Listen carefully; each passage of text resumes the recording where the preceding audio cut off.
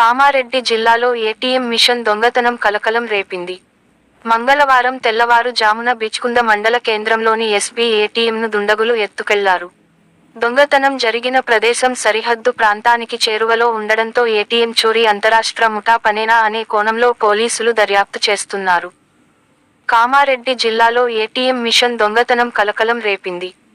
బిచ్కుంద మండల కేంద్రంలోని ప్రధాన రహదారిపై ఉన్న ఎస్బీ బ్యాంక్ ఏటీఎం మిషన్ను దుండగులు మంగళవారం తెల్లవారుజామున ధ్వంసం చేసి ఎత్తుకెళ్లారు.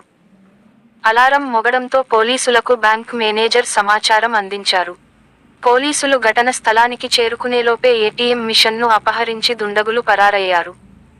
సరిహద్దు ప్రాంతానికి దొంగతనం జరిగిన ప్రదేశం సుమారు 25 కిలోమీటర్ల దూరం ఉండడంతో దొంగలు ఎటు నుంచి వచ్చి ఎటు వైపు పరారయ్యి ఉంటారోననే కోణంలో పోలీసులు విచారణ చేస్తున్నారు. అయితే ఏటీఎం మిషన్లో ఎంత నగదు ఉందనే వివరాలు ఇంకా తెలియరాలేదు. మరోవైపు సీసీ ఫుటేజ్లు చూసిన అనంతరం దొంగతనంకు సంబంధించిన పూర్తి వివరాలు వెల్లడిస్తామని పోలీసులు పేర్కొంటున్నారు.